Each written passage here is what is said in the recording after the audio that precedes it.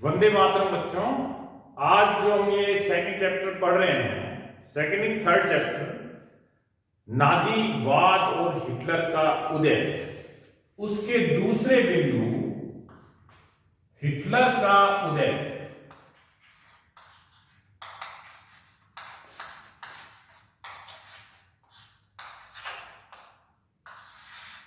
यानी rise of Hitler पे बात करें।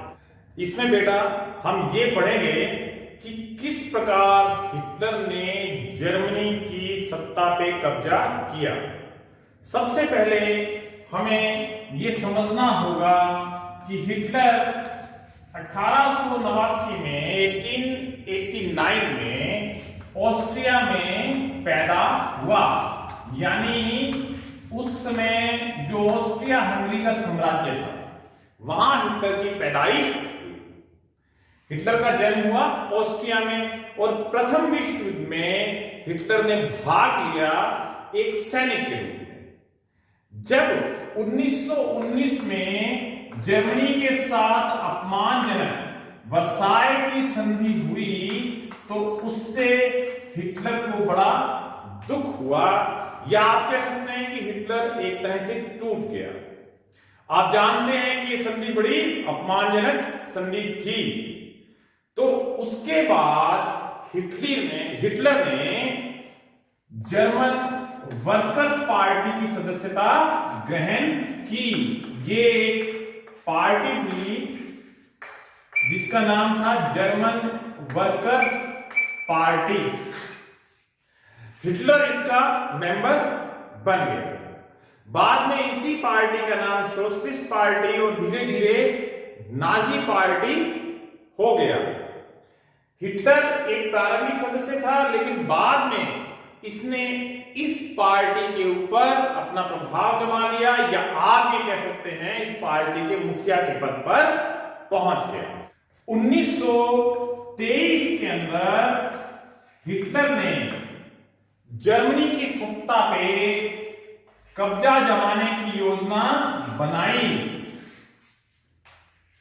बवेरिया पर कब्जा करने की योजना बनाई, लेकिन ये कामयाब नहीं हुआ। और उस समय वहां पे सरकार थी वाइमर गणराज्य की। आप अच्छी तरह जानते हैं कि वाइमर गणराज्य की सरकार में एक विद्रोह हुआ था रेडिकल्स का, जो हमने इससे पिछले पॉइंट में पढ़ा था। तो वाइमर गणराज्य की सरकार ने पुराने सैनिकों की मदद से ये विद्रोह दबा दिया था और हिटलर को उस समय गिरफ्तार कर लिया गया था। हालांकि कुछ समय के बाद इसको वहां से रिहा कर दिया गया। काफी प्रयासों के बाद भी 1929 तक हिटलर जर्मनी के अंदर कोई विशेष अपना प्रभाव नहीं जमा पाया, या जनता को अपनी ओर आकर्षित नहीं कर पाया। लेकिन 1929 के बाद का समय आप जानते हो आर्थिक मंदी का समय था। यह भी हमने अपने पिछले बिंदु में पढ़ा था। ग्रेट इकोनॉमिक डिप्रेशन के ईयर्स जो थे, उसमें जर्मनी में बेरोजगारी थी, आर्थिक मंदी थी, जर्मनी आर्थिक संकट से जूझता जा रहा था। तब हिटलर को अवसर मिला, मौका मिला अपना प्रभाव जमाने का।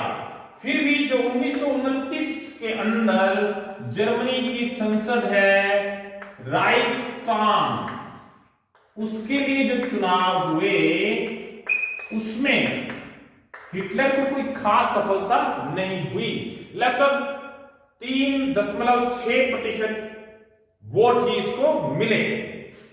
लेकिन उसके बाद 1932 में जो चुनाव हुए, उन चुनावों में नाजी पार्टी को, जो हिटलर की पार्टी थी, उसको 37% लोगों का समर्थन मिला, यानी 37% वोट मिले। ये एक बड़ी कामयाबी थी। तो इस तरह से हम शुरुआत में देखते हैं कि ऑस्ट्रिया में जन्मकर प्रथम विश्व युद्ध में भाग लेते हुए जर्मनी के अंदर गणराज्य के विरुद्ध, रिपब्लिक जो वाइमर गणराज्य था उसके विरुद्ध विद्रोह करके हिटलर धीरे धीरे जर्मनी की सत्ता के काफी करीब पहुंच गया। 1932 के चुनाव में इसको 37% के करीब वोट मिले। इसके अलावा हिटलर जो है वो जबरदस्त वक्ता, बहुत ही जोशीला और प्रभावशाली भाषण देता था।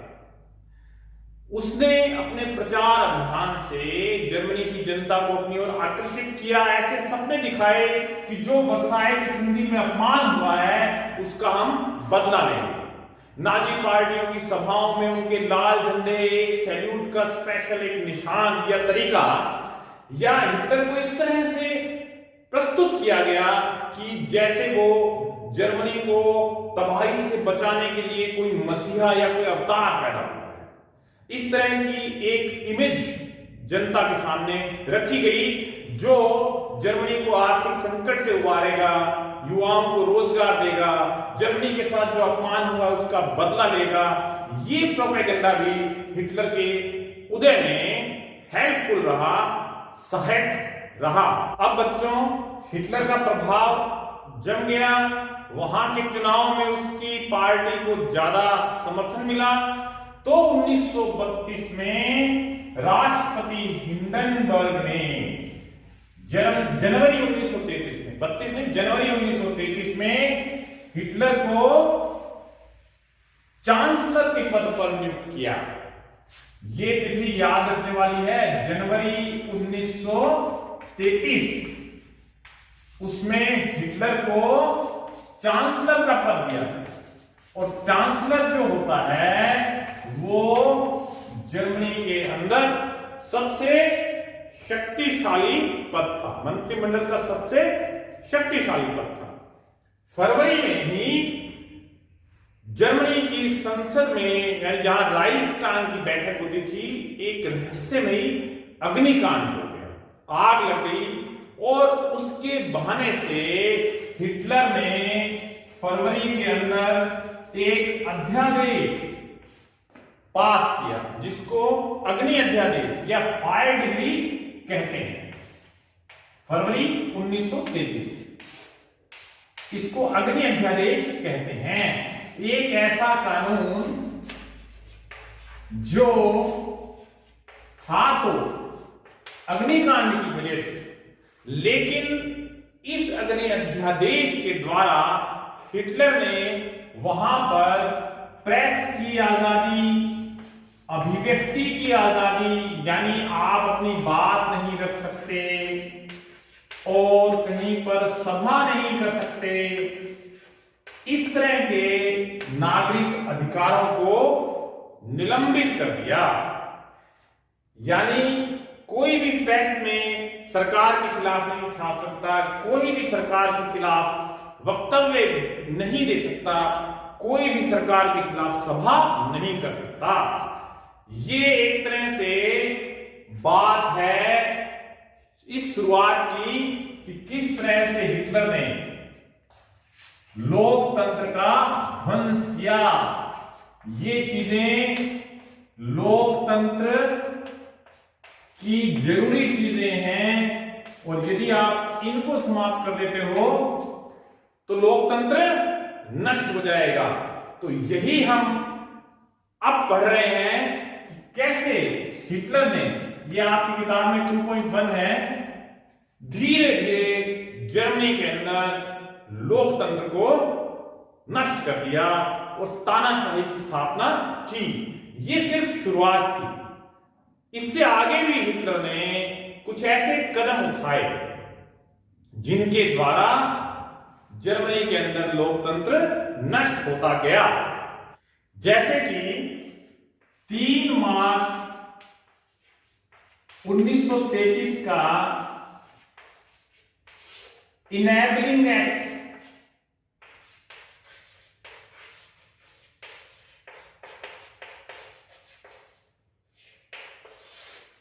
ये किस तरह का कानून था जिसके द्वारा हिटलर के पास राष्ट्रपति पद की सारी शक्तियां आ गई, संसद की भी सारी शक्तियां आ गई, न्यायपालिका की भी सभी शक्तियां चांसलर के पास आ गई।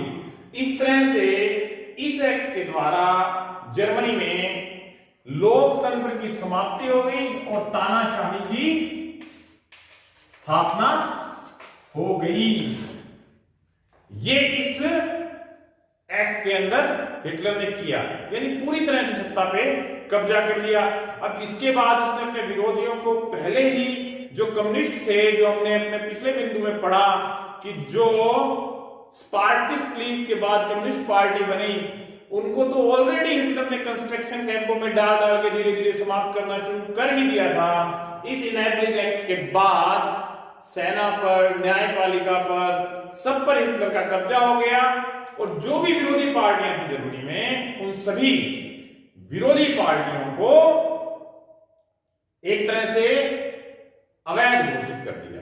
धीरे धीरे उनको निशाना बनाना शुरू कर दिया और उनको समाप्त करना शुरू कर दिया। इस तरह से हिटलर ने जर्मनी के अंदर लोकतंत्र का एक तरह से खात्मा कर दिया, लोकतंत्र को समाप्त कर दिया।